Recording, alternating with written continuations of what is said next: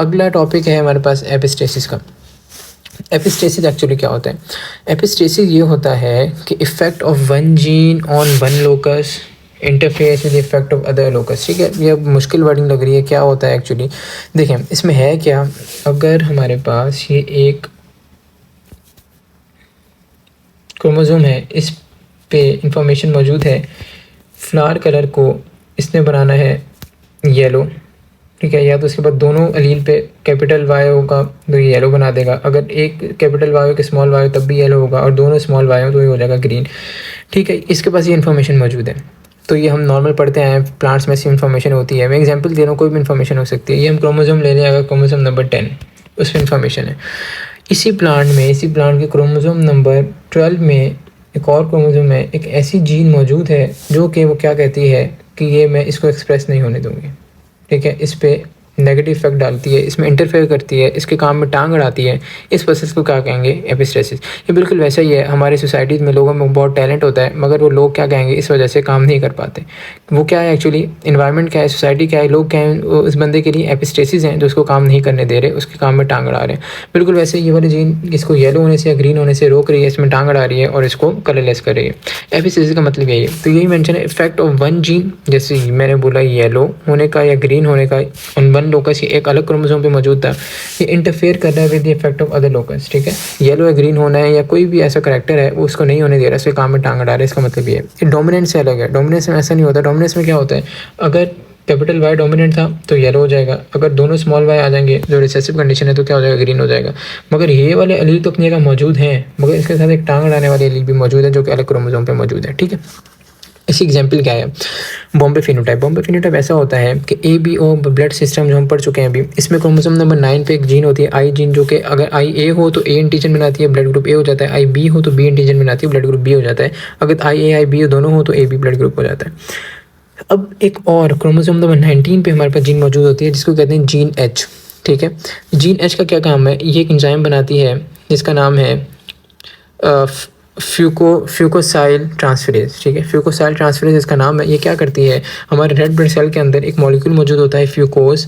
ये फ्यूकोस को ट्रांसफ़र करती है मेम्ब्रेन पे। होता कुछ ऐसे, मैं यहाँ पे दोबारा बना देता हूँ। हमारा रेड ब्लड सेल है, ये इसकी मेम्ब्रेन है, इसके मेम्ब्रेन पे ग्लाइकोप्रोटीन मौजूद होता है और अंदर एक मॉलिक्यूल है इसको कहते हैं फ्यूकोस।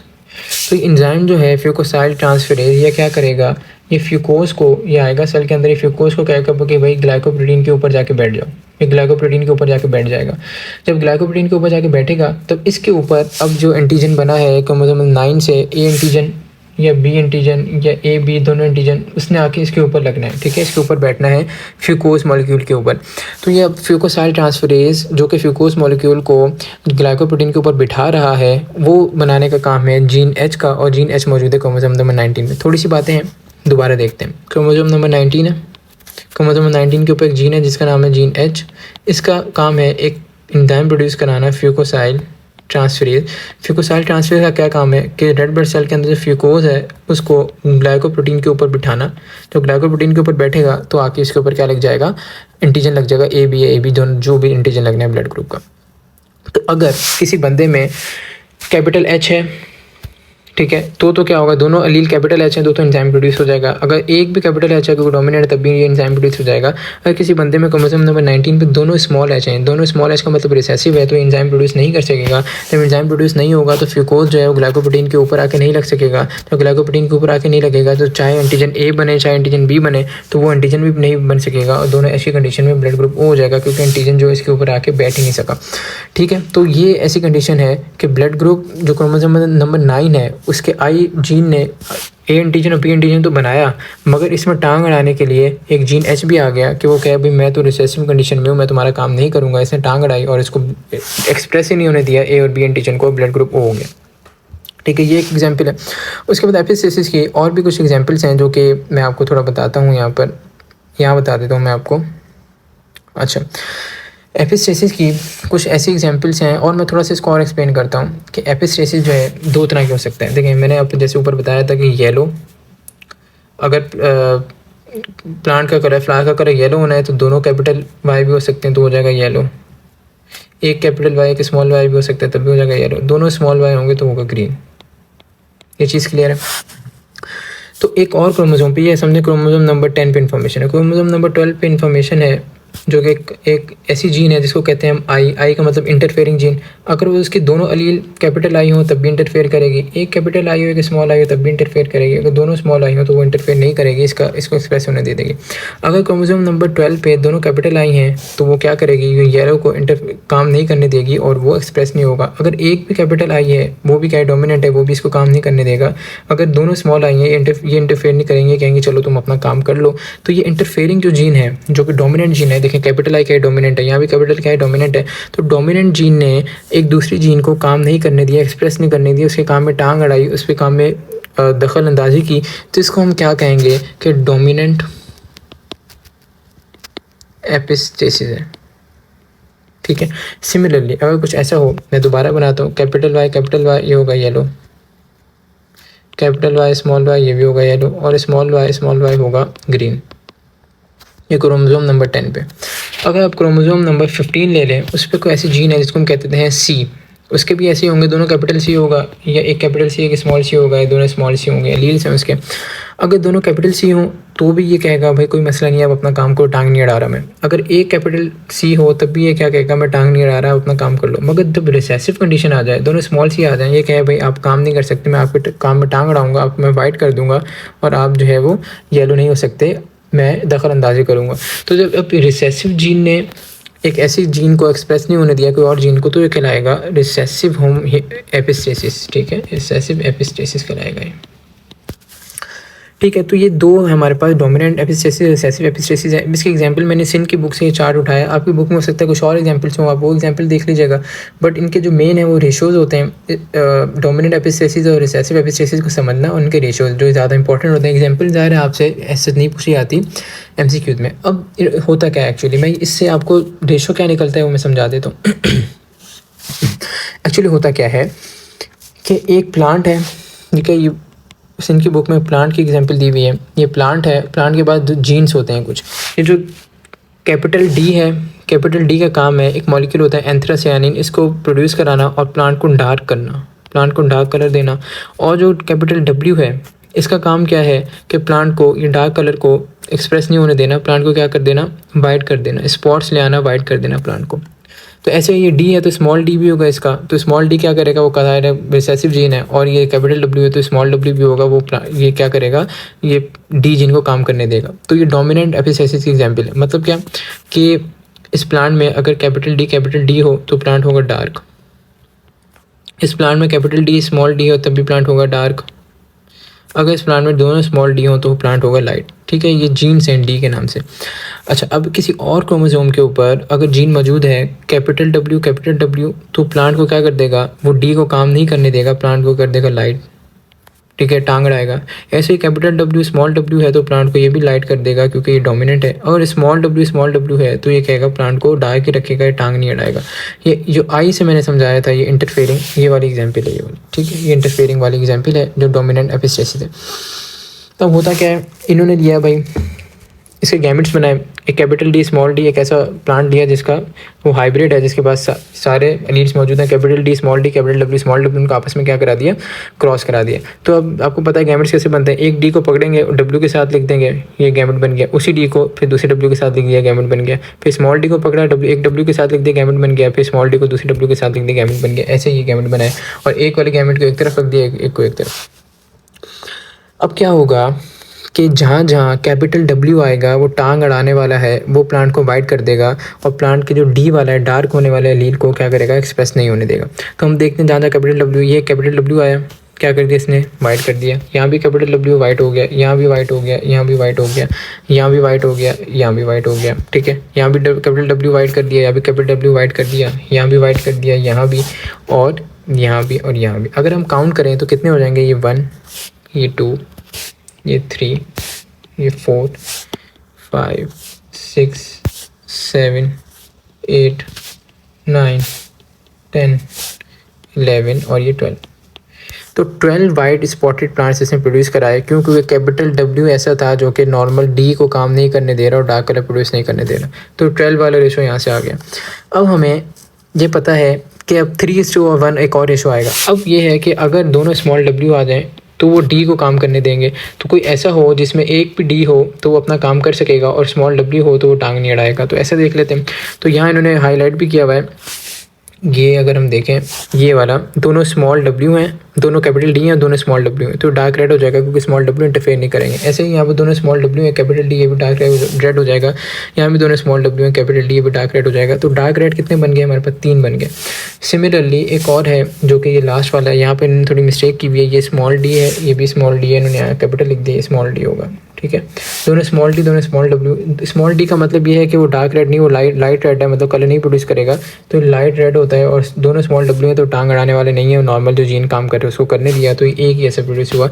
तो हमें पता चला कि जो डोमिनेंट एपिस्टेसिस है, आप किसी भी करैक्टर को डोमिनेंट एपिस्टेसिस का लेके उसका ऐसा क्रॉस बनाए तो रेशो यही मिलेगा, 12:3:1, ठीक है। ये रेशो मिलेगा जो कि आपसे एमसीक्यू में काफ़ी पूछा जाता है। सिमिलरली अगर अब रिसेसिव होमोस्टैसिस की बात करें, रिसेसिव क्या आता है? ये वाला केस जो कि रिसेसिव जीन आ रही है, दोनों स्मॉल वाले लेटर्स आ रहे हैं जो कि आके टांग अड़ा रहे हैं। तो वो सिंध की बुक में एक एग्जांपल दी हुई है डॉग से, ठीक है। इन्होंने वही किया, वैसे ही डॉग लिया जिसमें चारों अलील मौजूद थे, कैपिटल बी स्मॉल बी और कैपिटल ई स्मॉल ई। अब देखें यहाँ पर कैपिटल बी जो है वो डॉग को कराना है इसने ब्लैक, अगर स्मॉल बी हो जाए तो प्लांट इसने कराना है चॉकलेट। तो कैपिटल बी क्या है? डोमिनेंट है, तो दोनों कैपिटल बी हो या एक भी कैपिटल बी हो तो ब्लैक होगा, और दोनों स्मॉल बी होंगे तभी ये चॉकलेट होगा, ठीक है। और जो ई वाला है, ई है ये, अब ये रिसेसिव होमोस्टैसिस की एग्जांपल है, तो कैपिटल ई जो है वो टांग नहीं अड़ाएगा, काम करने देगा। जब तक दोनों स्मॉल ई नहीं आएंगे तब तक वो अपना काम करते रहेंगे। अगर स्मॉल ई आ गए तो उसको क्या कर देंगे? उसको येलो कर देंगे, ठीक है। स्मॉल ई का क्या करैक्टर है? दोनों स्मॉल ई आ गए तो ये ब्लैक और चॉकलेट वाली जीन को दबा देंगे, टांग अड़ाएंगे, दखल अंदाज करेंगे और उसको येलो कर देंगे। बिल्कुल वैसे ही गैमेट बनेंगे, एक कैपिटल बी को ई के साथ किया, फिर कैपिटल बी को दूसरे ई के साथ, फिर स्मॉल बी को एक ई से साथ, फिर स्मॉल बी को दूसरे ई के साथ, ऐसे गैमेट बन गए। एक को यहाँ रख दिया इस साइड, एक को इस साइड रख दिया। अब हमने सबसे पहले ये ढूंढ लेते हैं कि जहाँ जहाँ स्मॉल ई मौजूद होगा वहाँ वहाँ येलो होगा। तो स्मॉल ई 4 जगह आ रहे हैं, ये आगे एक स्मॉल ई, ये आगे ये दूसरा स्मॉल ई, ये तीसरा स्मॉल ई, ये चौथा स्मॉल ई, ठीक है। तो 4 स्मॉल ई वाले मतलब 4 आगे हमारे पास येलो, ठीक है। इसके बाद हमने ये देखना है कि ब्लैक कौन से हैं। अब जहाँ जहाँ स्मॉल ई तो अब नहीं है तो मतलब इंटरफेयरिंग नहीं होगा, अब नॉर्मल रील अपना काम करते रहेंगे। स्मॉल ई हमने निकाल दिए। अब कैपिटल बी का जहाँ जहाँ आएगा वो हो जाएगा ब्लैक। तो एक कैपिटल बी ये रहा, दूसरा ये रहा, तीसरा ये रहा, चौथा ये रहा, 4 हो गए, 5वां, ठीक है, 5 हो गए, ये 6 हो गए, उसके बाद ये 7 हो गए, ये 8 हो गए और ये 9 हो गए। तो नंबर कर लेते हैं 1 2 3 4 5 6 7 8 और 9। तो ब्लैक कितने हो गए? ब्लैक हो गए 9। ऐसे ही अब चॉकलेट देखने हैं। चॉकलेट के लिए दोनों स्मॉल भी होंगे, रिसेसिव करैक्टर है, तो कलर में थोड़ा चेंज कर लेता हूँ। चॉकलेट के लिए अब होगा, देखें दोनों स्मॉल भी यहाँ आ रहे हैं, ठीक है, उसके बाद दोनों स्मॉल भी यहाँ आ रहे हैं, दोनों स्मॉल भी आ रहे हैं, तो 3 चॉकलेट हो गए।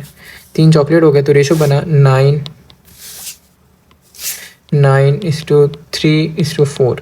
9 क्या है? ब्लैक है, 3 क्या है? चॉकलेट है, और 4 क्या है? येलो है। तो इसका मतलब ये पता चला कि जो रिसेसिव होमोस्टैसिस होगा, रिसेसिव एपिस्टेसिस होगा जब भी, तब रेशो आएगा 9:3:4, और जब डोमिनेंट एपिस्टेसिस होगा तो रेशो आएगा 12:3:1, ठीक है। तो ये रेशोज बहुत इंपॉर्टेंट हैं आपके एमसीक्यू के लिए। अच्छा, एपिस्टेसिस के टॉपिक यहाँ होता है हमारा एंड। इसके बाद अगला टॉपिक है हमारे पास पीलियोट्रोपी का। अच्छा, पीलियोट्रोपिक का मतलब क्या है कि एक सिंगल जीन जो है वो कंट्रोल करती है मोर देन 1 ट्रेट, ठीक है। मोर देन 1 ट्रेट एक सिंगल जीन कंट्रोल करे। जैसे कि मिसाल के तौर पर ड्रोसोफिला में हम ले लेते हैं, जैसे मिसाल के तौर पर एक क्रोमोसोम है, इसके ऊपर एक जीन है, ये बहुत सारी चीज़ें कंट्रोल कर रही है। जैसे मिसाल दे रहा हूँ, हाइट भी कंट्रोल कर रही है, आई कलर भी कंट्रोल कर रही है, हेयर कलर भी कंट्रोल कर रही है। तो एक जीन बहुत सारे काम कर रही है, इसको कहते हैं पीलियोट्रोपी, सिंपल, ठीक है। ड्रोसोफिला में एग्जांपल है इसकी कलर ऑफ आई। ड्रोसोफिला में एक जीन होती है डब्ल्यू जीन, अगर डब्ल्यू पॉजिटिव होगी तो कलर ऑफ आई रेड हो जाएगा, अगर डब्ल्यू सिंपल डब्ल्यू होगा तो कलर ऑफ आई वाइट हो जाएगा। मगर सिंपल डब्ल्यू कलर ऑफ आई को वाइट करने के साथ साथ shape of sperm storing organ एक ड्रोसोफिला में मौजूद होता है, जहाँ स्पर्म स्टोर होते हैं, उसकी शेप को भी कंट्रोल करता है। तो सिंपल डब्ल्यू के 2 काम है, इसको वाइट कराना आई कलर को, और जो स्पर्म स्टोरिंग ऑर्गन है उसकी शेप को मेंटेन करना। तो ये क्या है? पीलियोट्रोपी की एग्जांपल है। ह्यूमन में पीलियोट्रोपी की क्या एग्जांपल है? वो वाली जीन जो कि हमारे ग्रोथ को कंट्रोल करती है, वो हमारे हाइट और वेट को भी कंट्रोल करती है, ह्यूमन में एग्जांपल है, ठीक है। तो एग्जांपल्स आपको इसकी बहुत सारी मिल सकती हैं। आप अपनी बुक को अगर प्रॉपर रेफर करना चाहें तो बुक से देख लें, बट पीलियोट्रोपी की 2 मैंने मेन एग्जाम्पल बता दिए और होता क्या है बता दिया।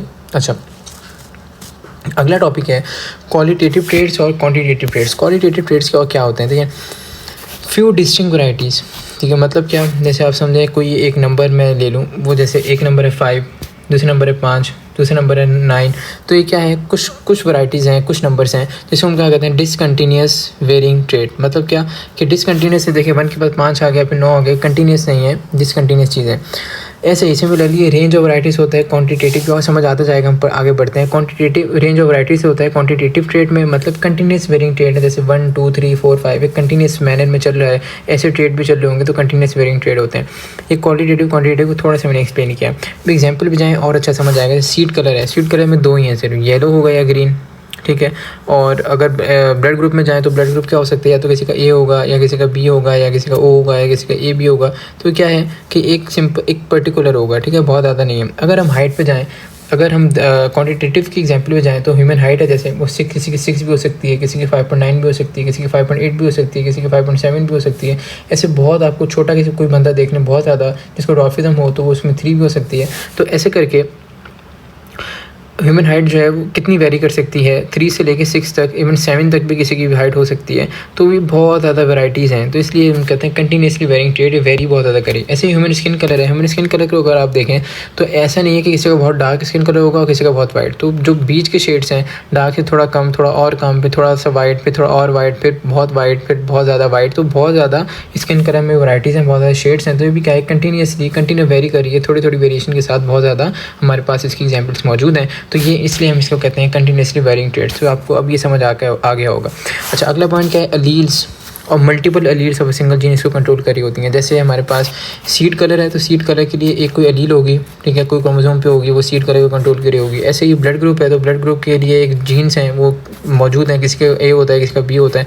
तो एक अलील या ग्रुप ऑफ अलील जो है इसको कंट्रोल कर रहा है। जैसे हमारे पास ये 2 अलील्स हैं, इसको कंट्रोल कर रही हैं। ये मल्टीपल अलील्स इन्होंने इसलिए कहा क्योंकि A B O blood group system है, इसमें मल्टीपल अलील्स होती हैं। मल्टीपल अलील्स का मतलब क्या है कि ए भी हो सकता है, बी भी हो सकता है, ओ भी हो सकता है, ए बी भी हो सकता है। मगर एक चीज़ आपके जहन में होनी चाहिए, जो हमने पहले भी पढ़ी है, B O blood group system में एक बंदे में 2 ही अलील होंगी और 2 ही अलील के ऊपर इन्फॉर्मेशन मौजूद होगी। मतलब क्या कि कोई ज़्यादा इन्फॉर्मेशन ऐसे नहीं है, 3-4 अलील हैं, बहुत ज़्यादा क्रोमोसोम्स हैं जिस पे ब्लड ग्रुप की इन्फॉर्मेशन मौजूद है। तो एक ही पेयर ऑफ क्रोमोसोम है, मतलब 2 ही अलील हैं जिस पे इन्फॉर्मेशन मौजूद है। मगर अगर हम इस पे जाएँ जो कि क्वांटिटेटिव ट्रेड्स हैं, इसमें क्या होता है, मैनी जीन्स, बहुत सारी जीन्स होती हैं। जैसे मिसाल के तौर पर ये हमारे पास क्रोमोसोम नंबर 10 है, इस पे कोई करैक्टर की इन्फॉर्मेशन है। ऐसे क्रोमोसोम नंबर 18 है, इस पे भी उसी करैक्टर की इन्फॉर्मेशन है। तो बहुत ज़्यादा क्रोमोसोम्स होंगे, बहुत ज़्यादा जीन्स होंगी एक ही करैक्टर को कंट्रोल करने के लिए, इसलिए मैनी जीन्स इसको इसलिए कहते हैं पॉलीजेनिक ट्रेड है। और पॉलीजेनिक ट्रेड को ऐसे डिफाइन करते हैं, ट्रेड जिसके लिए कंट्रोल करने के लिए बहुत ज़्यादा जीन्स मौजूद हों, उसको पॉलीजेनिक ट्रेड कहते हैं। ठीक है, थोड़ा ओवरव्यू हो गया, थोड़ा सा और हम डेप्थ में जाते हैं। अब हम इसको पढ़ते हैं। हम जो क्वांटिटेटिव है तो पढ़ते आ रहे हैं, सीड कलर है, भी ब्लड ग्रुप सिस्टम है, तो सारी चीज़ें पढ़ चुके हैं। क्वालिटेटिव अब जो क्वांटिटेटिव है इसको हम पढ़ते हैं। क्वांटिटेटिव एक्चुअली क्या होता है, अब इसकी एग्जांपल ये है कि वीट सीड कलर, ठीक है, वीट का जो सीड कलर है इसकी एग्जांपल एक कंटिन्यूस ट्रेड है, मतलब बहुत वैराइटीज़ में एग्जिस्ट करता है। ये colour varies from white to dark red, मतलब क्या कि इसका कलर डार्क रेड भी हो सकता है, मॉडरेटली रेड भी हो सकता है, रेड भी हो सकता है, लाइट रेड भी हो सकता है, पिंक भी हो सकता है, लाइट पिंक भी हो सकता है, वाइट भी हो सकता है। तो आपके जहन में आएगा कि देखें, जैसे स्किन कलर था, एक स्किन कलर से आपको अच्छा समझ आएगा। स्किन कलर ऐसा नहीं है या तो किसी का बिल्कुल डार्क है, किसी का बिल्कुल लाइट। अगर ऐसा होता है तो हमारे पास 2 ही जीन्स होती हैं, ठीक है, या तो वो डार्क कराने वाली होती है, लाइट कराने वाली होती है। जैसे हम सीड कलर के एग्जांपल लेते हैं, या तो वो ग्रीन है या येलो है, तो इसके लिए 2 ही अलील्स मौजूद होती हैं, एक अलील ग्रीन कराने के लिए, येलो कराने के लिए, उसके अंदर 2 ही कलर होते हैं। तो ऐसे ही अगर हमारे पास स्किन कलर की 2 अलील्स होती हैं, या तो किसी का कलर बहुत डार्क होता है, बहुत लाइट होता है, बीच में कोई शेड एग्जिस्ट नहीं करे होते। तो अभी हमारे पास इतने ज़्यादा शेड्स हैं, किसी का बहुत डार्क है, किसी का थोड़ा कम, किसी का और कम, किसी का मॉडरेटली डार्क है, किसी का थोड़ा वाइट और एक्सट्रीम वाइट, तो बहुत ज़्यादा शेड्स हैं। तो हमें इससे ये भी आइडिया हो रहा होगा कि बहुत ज़्यादा शेड्स हैं तो जीन्स भी बहुत ज़्यादा होंगे, इसको कंट्रोल करने के लिए एक से ज़्यादा जीन होंगे। बिल्कुल वैसे ही जो वीट का सीड कलर है उसके लिए भी थोड़ी एक से ज़्यादा जीन्स मौजूद हैं। तो वीट का सीड कलर भी कैसा है, dark red, moderate red, red या light red, pink, light pink, white. तो ये सारे कलर हैं जो अलग अलग जीन्स से कंट्रोल होते हैं। अब एक एक्सपेरिमेंट किया, निल्सन एले एक्सपेरिमेंट, एक साइंटिस्ट ने एक्सपेरिमेंट किया। इन्होंने क्या किया कि 2 वीट के ग्रेन लिए, एक डार्क रेड जिसका कलर था, एक इसका कलर था वाइट, ठीक है। इनको क्या करा दिया, सेल्फ फर्टिलाइज़ करा दिया। जब इनको सेल्फ फर्टिलाइज़ कराया, एक्चुअली होता कुछ ऐसे है, जैसे हम अगर कंसीडर कर लें कि वीट का कलर था डार्क रेड, उसको जो जीन कंट्रोल करी थी वो ऐसी थी, कैपिटल ए ये 2 अलील हैं, कैपिटल बी 2 अलील हैं, और कैपिटल सी जो कैपिटल लेटर्स हैं ये यूजुअली डार्क कलर को इंडिकेट करते हैं। तो कैपिटल 3 हमारे पास जीन्स थी जिसके दायरा है जिनके 2 अलील होते हैं। तो कैपिटल ए एक जीन था, बी एक जीन था, सी एक जीन था, और उसके 2 अलील थे। जो कैपिटल लेटर्स सारे क्या करते हैं, डार्क को इंडिकेट कर दिया। वाइट को इन्हीं के स्मॉल लेटर, अगर स्मॉल ए स्मॉल सी हो तो क्या हो जाएगा, वाइट कलर हो जाएगा। तो वही 3 जीन्स हैं, उनके स्मॉल लेटर क्या इंडिकेट करते हैं, वाइट को। तो इन दोनों को जब उसने क्रॉस कराया तो जाहिर है जब 2 चीज़ें मिक्सचर बनेगा तो दोनों के मिक्सचर आ जाएंगे। यहाँ से एक कैपिटल ए एक स्मॉल ए आ जाएगा, यहाँ से एक कैपिटल बी फिर स्मॉल बी एक यहाँ से आ जाएगा, ऐसे कैपिटल सी स्मॉल सी, तो ऐसे लाइट रेड बन जाएगा। क्या बनेगा इसका genotype, capital A capital B small B capital C small C. ठीक है, तो ये क्या हो गया, एक इंटरमीडिएट शेड आ गया, ना डार्क रेड रहा ना वाइट रहा, कोई बीच वाली चीज़ बन गई जिसको हम कहते हैं लाइट रेड। ठीक है, क्यों, क्योंकि कैपिटल लेटर्स का काम था इसको डार्क कराना, स्मॉल लेटर का काम था इसको वाइट कराना। तो कुछ कैपिटल लेटर्स आ गए, कुछ स्मॉल लेटर्स आ गए, तो बीच वाला शेड आ गया, ना डार्क रहा ना वाइट रहा।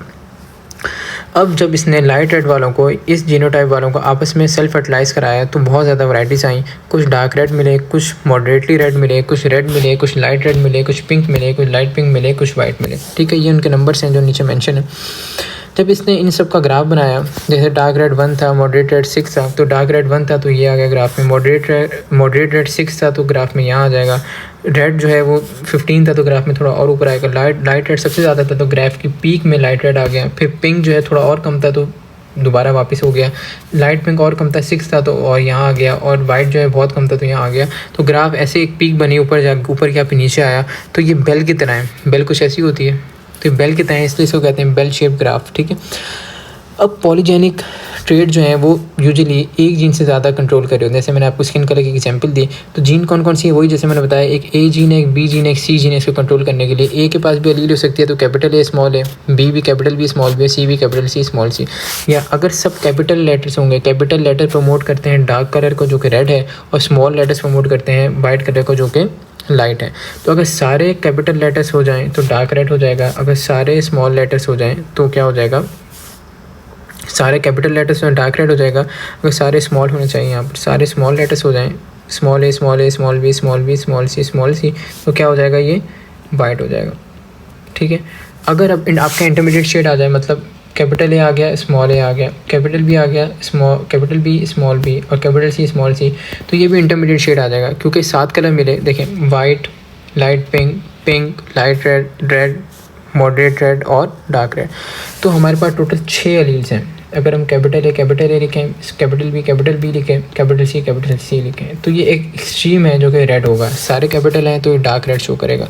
हम कहें हम एक कैपिटल को रिप्लेस कर दें, कोई भी ए बी सी में से एक रिप्लेस कर दें स्मॉल से, कैपिटल ए और ए की जगह स्मॉल ए लिख देता हूँ, बाकी सारे कैपिटल वैसे ही रहते हैं, तो ये एक शेड थोड़ा कम हो जाएगा, मॉडरेट रेड में आ जाएगा। ठीक है, हम कहें कि हम एक और कैपिटल लेटर को कम कर दें, हमने जैसे अब दोनों को ए को मैं स्मॉल कर दें तो कोई भी कैपिटल लेटर को कम कर सकते हैं, बाकी हमने सारे कैपिटल रखे, तो ये मॉडरेट रेड से रेड की तरफ चला जाएगा और इसका शेड थोड़ा वाइट की तरफ जाना शुरू हो जाएगा। क्यों, क्योंकि स्मॉल लेटर वाइट को प्रमोट करें।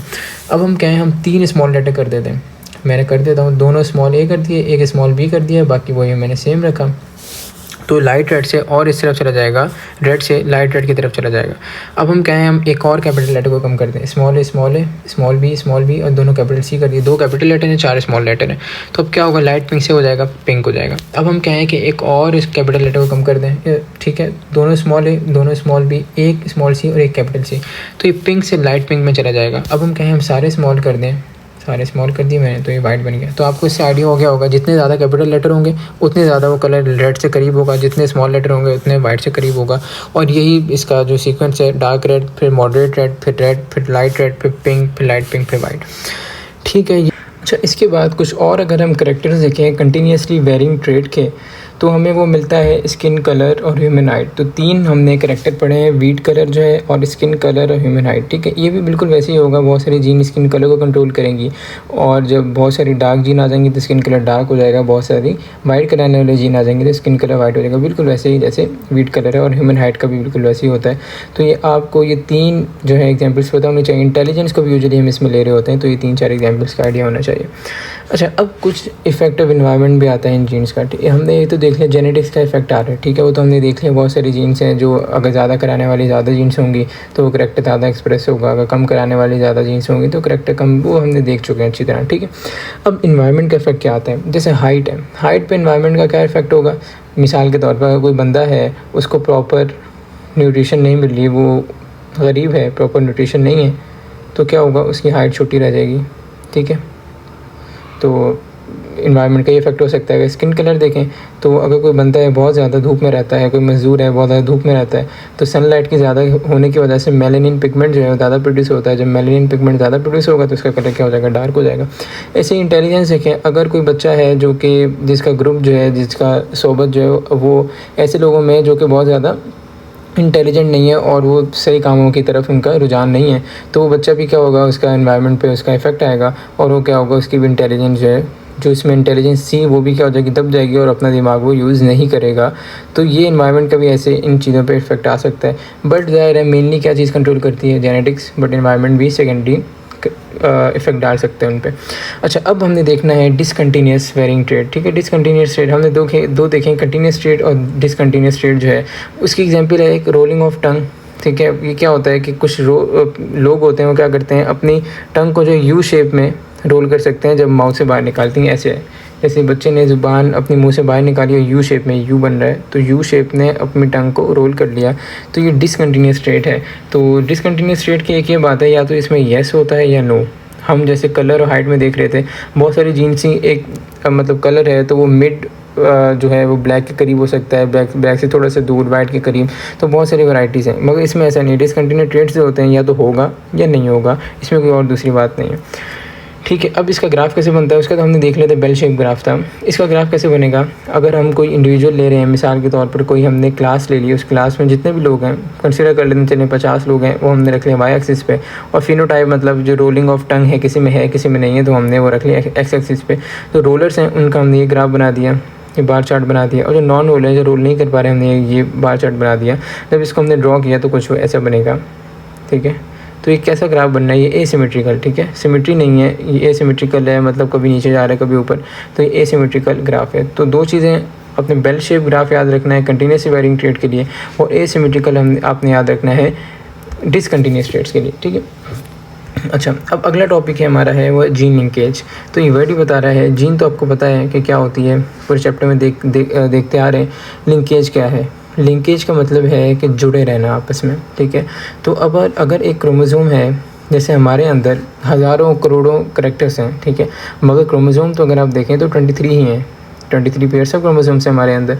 तो ये अब नेसेसरी है कि हर क्रोमोसोम पे बहुत सारी इन्फॉर्मेशन हो, जैसे आई कलर की भी इन्फॉर्मेशन है, हेयर कलर की भी इन्फॉर्मेशन होगी, हाइट की इन्फॉर्मेशन है, उसके बाद आप कह रहे हैं स्किन कलर की, इंटेलिजेंस की, सारी इन्फॉर्मेशन मतलब क्रोमोसोम से मौजूद होंगी।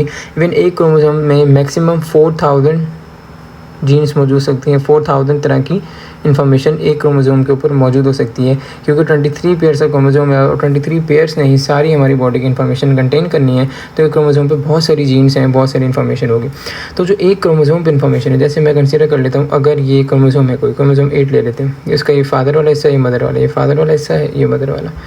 तो फादर वाले हिस्से पे भी आप कह लें आई कलर की इन्फॉर्मेशन है, मदर वाले पे भी आई कलर की इन्फॉर्मेशन है, फादर वाले पे भी हेयर कलर की इन्फॉर्मेशन है, मदर वाले पे भी हेयर कलर की इन्फॉर्मेशन है, फादर वाले पे भी आप कह लें हाइट की इन्फॉर्मेशन है। ऑल दो हाइट ह्यूमन में बहुत सारी जीन्स कंट्रोल करती हैं, हम बस समझने के लिए भी करें, मदर वाले पे भी हाइट की इन्फॉर्मेशन है। तो अब क्या होगा, जब ये आगे जाएगा, ये फादर वाला क्रोमोसोम जैसे है, अब गैमेट कैसे बनता है एक्चुअली, ये गैमेट जब बनेगा तो ये क्रोमोसोम अलग गैमेट में जाएगा, ये क्रोमोसोम अलग गैमेट में जाएगा, इसीलिए हम कहते हैं गैमेट में हाफ ऑफ क्रोमोसोम हो जाते हैं जितनी नॉर्मल बॉडी सेल में होता है। हमारे बॉडी सेल में 46 क्रोमोसोम्स होते हैं, मगर गैमेट में 23 होते हैं। गैमेट मतलब स्पर्म या एग। तो एक्चुअली कैसे होता है, जो पेयर होते हैं फादर और मदर वाला, एक पेयर एक में चला जाता है, एक पेयर एक में चला जाता है, ऐसे करके हाफ हो जाते हैं, ठीक है। तो जो ये पेयर गया, अगर आप और करें तो इस पेयर में एक ही क्रोमोसोम में सारी इन्फॉर्मेशन है, ठीक है, आई कलर की, हेयर कलर की, इंटेलिजेंस की।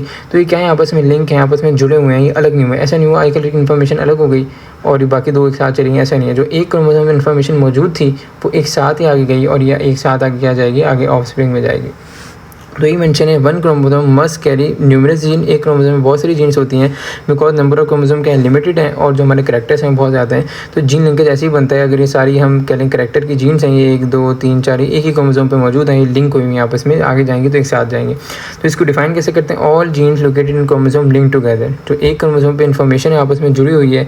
This is physical relationship between gene. मतलब क्या कि फिजिकल रिलेशन एक्चुअली क्या होता है, जैसे अगर मैं मेरा ये जो आईपैड है जिससे मैं आपके पास ये बना रहा हूँ, अगर मैं इसको टच कर रहा हूँ, ये ऊपर नीचे कर रहा हूँ, तो ये क्या है, मेरा टच करना है फिजिकल रिलेशन है इसके साथ। अगर मैं फिजिकल रिलेशन ना रखूँ, जैसे मैं ये कहता हूँ अगर मेरा कोई दोस्त है वो बहुत दूर है, जैसे वो आप कंसिडर कर लें वो यूएस में है, तो उससे मैं कहूँ कि मैं फिजिकल रिलेशन मेरा उससे नहीं हो सकता। क्यों नहीं हो सकता, क्योंकि बहुत दूर है। ऑल्दो वो मेरे दिल के हो सकता है बहुत करीब हो, मगर वो बहुत दूर है, तो इससे मेरा फिजिकल रिलेशन नहीं हो सकता।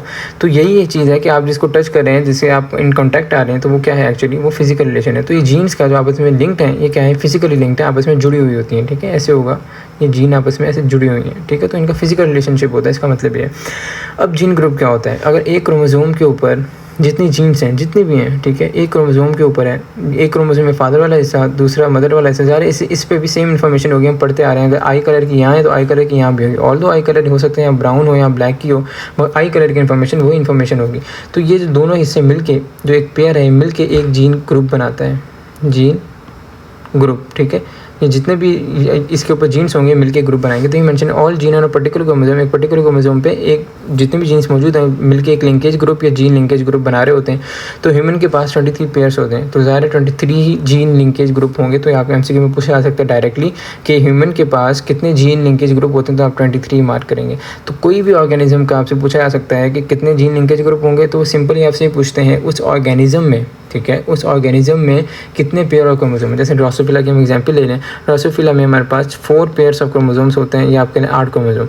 तो इसके बाद 4 पेयर्स ऑफ क्रोमोसोम्स हैं, तो क्या होगा, इसके बाद हमारे पास 4 ही लिंकेज ग्रुप होंगे, लिंकेज ग्रुप। ठीक है, तो जितने क्रोमोसोम्स हैं उतने लिंकेज ग्रुप होते हैं। ऑल्दो इसमें यह है कि ज़्यादा सेक्स क्रोमोसोम्स पे वो भी लिंकेज ग्रुप बनाएंगे, क्योंकि सेक्स क्रोमोसोम का अगर मेल है तो उसका क्या होगा, यूजुअली एक्स और वाई होता है, तो एक्स का अलग ग्रुप होगा, वाई का अलग, क्योंकि एक्स और वाई पे जो जीन्स हैं वो अलग होती हैं। तो ऑटोसोम्स के लिए आप ध्यान में रखें, ऑटोसोम्स जितने भी हैं वो तो आपस में लिंकेज ग्रुप बनाएंगे ही, मगर सेक्स क्रोमोसोम्स जो हैं वो अलग भी हो सकते हैं। तो उसमें हम फिर वो उसमें सेक्स डिटर्मिनेशन का आगे टॉपिक है, फिर वो उसमें जाके आपको और करना पड़ेगा कि उसका एक्स और वाई सेम है। अगर एक्स एक्स हो जैसे फीमेल में होता है, वो तो ज़ाहिर है सेम क्रोमोसोम में तो लिंकेज ग्रुप होगा इनका, मगर एक्स वाई अलग क्रोमोसोम में तो अलग इन्फॉर्मेशन इनके ऊपर होती है, तो ये इनके लिंकेज ग्रुप भी अलग होंगे। बट ऑटोसोम के लिए बात जो है वो बिल्कुल वैलिड है कि जितने भी ऑटोसोम्स होंगे उतने तो लिंकेज ग्रुप होंगे ही होंगे। ठीक है, ह्यूमन के लिए आप याद रखें फिलहाल कितने हैं, 23 लिंकेज ग्रुप है।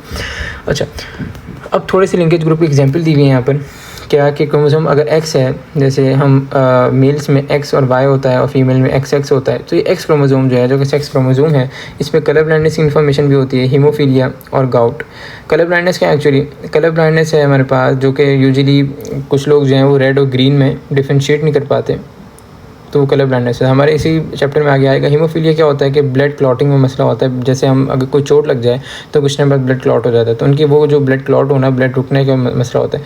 गाउट भी ऐसे ही होता है, गाउट में यूरिक एसिड के लेवल बढ़ जाते हैं, तो वो एक डिजीज़ होती है, हम पढ़ेंगे आगे चैप्टर्स में। तो ये मिल के क्या करता है, ये सारा एक ग्रुप बना रहा होता है, ये सारे जीन्स एक्स क्रोमोसोम पे ग्रुप बना रहे होते हैं। देखें, ऐसा नहीं है कि हर बंदे में कलर ब्लाइंडनेस होगी, हर बंदे में हीमोफीलिया होगा, हर बंदे में गाउट होगा, ये डिजीज़ हैं, ये नॉर्मल कंडीशंस नहीं है। बट अगर आप देखें कलर ब्लाइंडनेस अगर किसी को है तो उसका जीन एक्स पे क्रोमोसोम पे होगा, अगर किसी को हीमोफीलिया है उसका जीन भी एक्स पे होगा, किसी को गाउट है तो उसका भी एक्स पे होगा। ज़रूरी नहीं है ये होगा, क्योंकि डिजीज़ है, सब में नहीं होती। यूजुअली तो जो नॉर्मल लोग हैं उनमें कोई भी नहीं होगी, किसी में हो सकता है 1 हो, किसी में 2 हो, किसी में 3 हो, मगर अगर हुई तो एक्स क्रोमोसोम पे होंगे और ये मिलके ग्रुप बनाते हैं क्योंकि सेम क्रोमोसोम पे।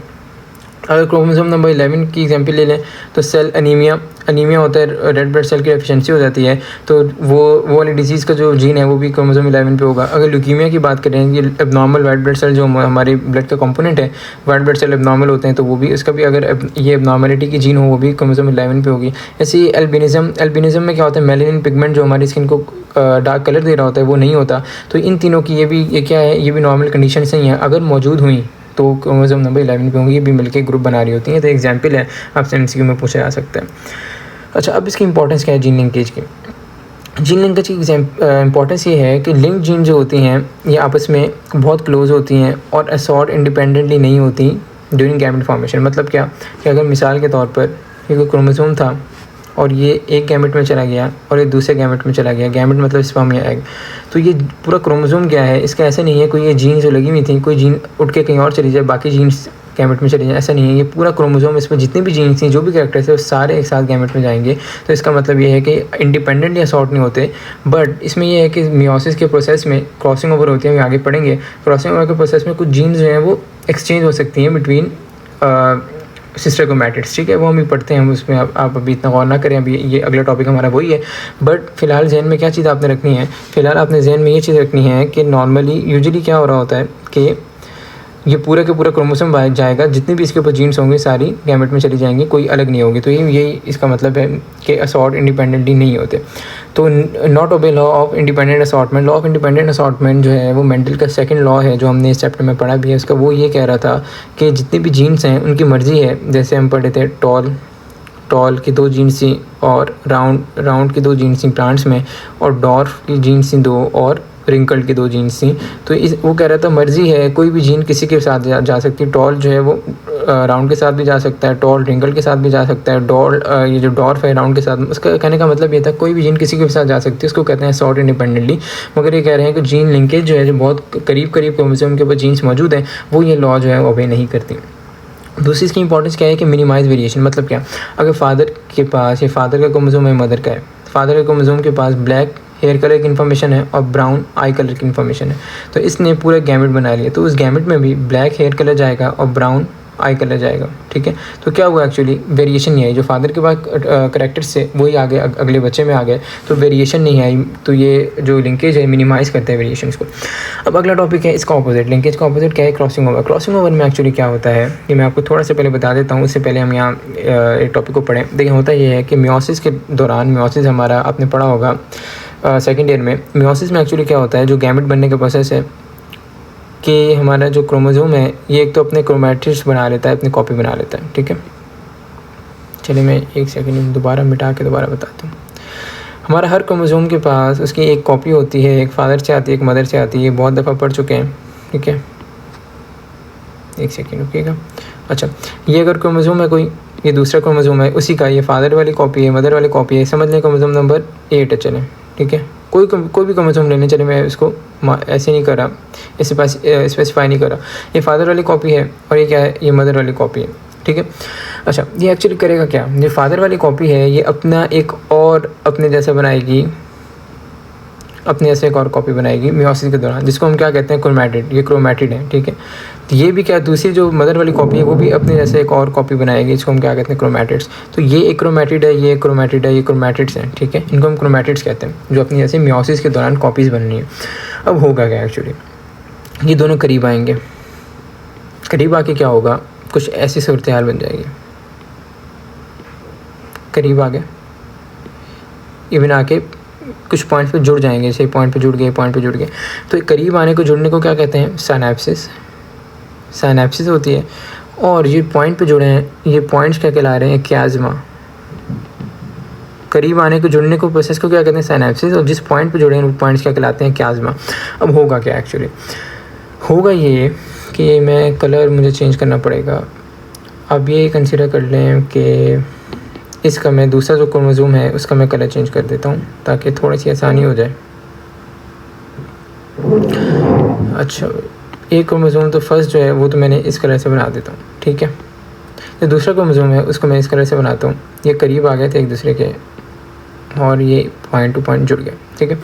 अब होगा क्या, अब होगा ये कि ये क्रोमोसोम, इसको मैं 1 मार्क कर रहा हूँ, इसको 2, जो 1 का कुछ पोर्शन 2 पे चला जाएगा और 2 का कुछ पोर्शन 1 पे आ जाएगा। अब कैसा दिखेगा, 1 ये आ गया, 1 को हमने इस कलर से नहीं बनाया था, 1 को, अच्छा भाई ये आ गया 1,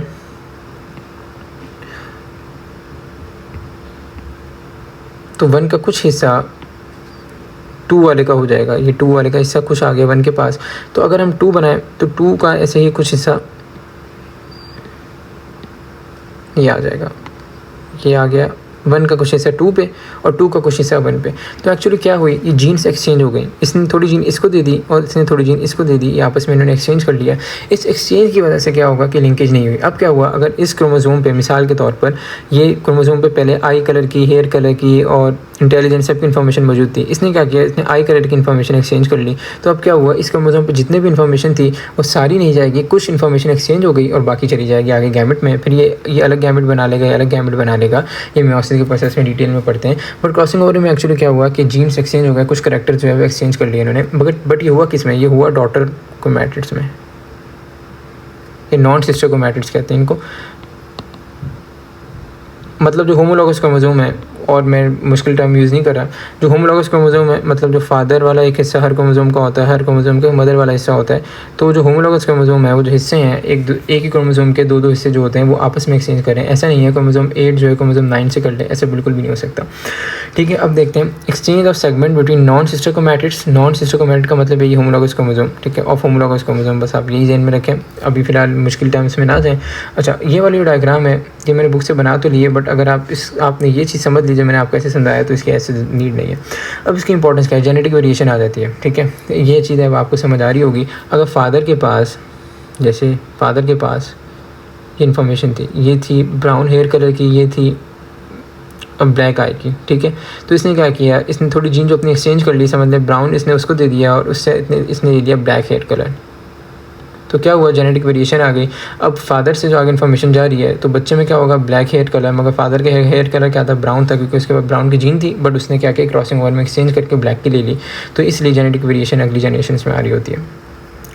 अब पेयरिंग जो हुई, ये वाली पेयरिंग जो मैंने आपको बताया है, जो जैसे पेयर कर रहे हैं, ये जो पेयरिंग हो रही थी इसको क्याज़मा फॉर्मेशन कहते हैं।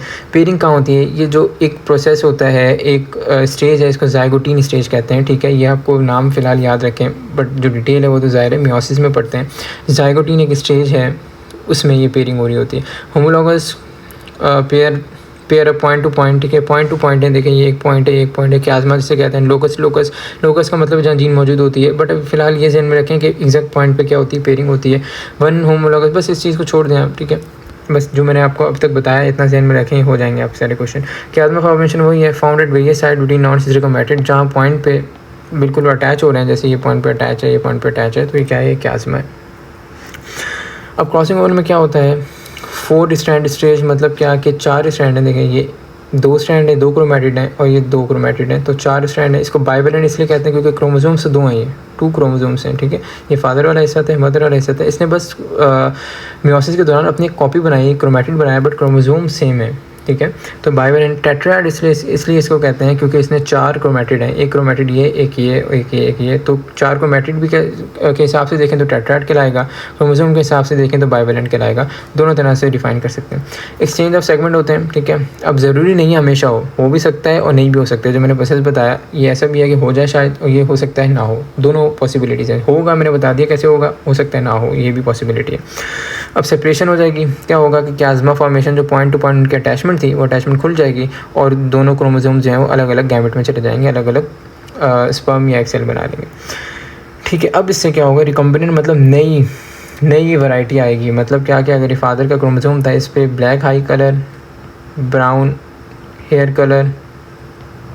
कलर की इन्फॉर्मेशन थी, तो इसने क्या किया, ब्लैक की जगह समझ लें ब्राउन हेयर कलर ले लिया, तो क्या आई, रिकम्बिनेंट बन गया। अभी रिकम्बिनेंट मतलब नई वैरायटी बन गई। तो रिकम्बिनेंट फ्रीक्वेंसी क्या है कि जितनी नई वैराइटीज़ बनी डिवाइड बाय सारे कॉम्बिनेशन। ठीक है, जितनी नई वैराइटीज़ बनी, जैसे मिसाल के तौर पर क्रॉसिंग ओवर से हमारे पास 2 नई वैराइटीज़ बनी हैं, वैसे मिसाल दें 2 नई वैरायटी बनी है, और ऐसे हैं जो कि 15 ऐसी वैराइटीज़ हैं, 16 ऐसी वैराइटीज़ हैं जो न्यू नहीं बनी। तो टोटल क्या हो जाएगी, ये 2 और 16 कितनी 18, तो टोटल 18 वैराइटीज़ थी और 2 न्यू वैराइटीज़ बन गई, तो ये इसका 2/18 रेशो आ जाएगा, जो 1/9 हो जाएगा। ऐसे मैंने आपको एग्जांपल दी है। बट रिकम्बिनेंट जो जितनी नई वैराइटीज़ बनी वो, और जितने भी कॉम्बिनेशन थे जो कि आपस में क्या कर रहे थे, मियोसिस कर रहे थे, इतने भी कॉम्बिनेशन, तो उनको डिवाइड कर देंगे, तो रिकम्बिनेंट मतलब नई जो वैरायटी जो बनी है वो आ जाएगी। ठीक है, अच्छा उसके बाद रिकम्बिनेंट फ्रीक्वेंसी क्या है, मतलब नई वैरायटी आने के चांसेस कितने हैं, नई वैरायटी आने के चांसेस कितने हैं। ये डायरेक्टली प्रोपोर्शनल है डिस्टेंस बिटवीन 2 जीन। मतलब क्या कि अगर ये क्रोमोसोम है, उसके पास एक जीन यहाँ मौजूद है, एक जीन यहाँ मौजूद है, एक जीन यहाँ मौजूद है, एक जीन यहाँ मौजूद है। ठीक है, तो अब क्या होगा कि ये 2 जीन क्योंकि बहुत करीब हैं, तो ये हो सकता है क्रॉसिंग ओवर ना करेंगे, एक साथ ही जाएंगे अगले किसमें, गैमेट में। क्यों? क्योंकि ये बहुत करीब है, इनके बहुत फिजिकल आपस में रिलेशन है, जुड़े हुए हैं। ये ऐसा नहीं कर सकता कि दोनों अलग हो जाए, बट ये हो सकता है कि ये दोनों आपस में साथ जाए मगर ये क्रॉसिंग ओवर होके अलग हो जाए।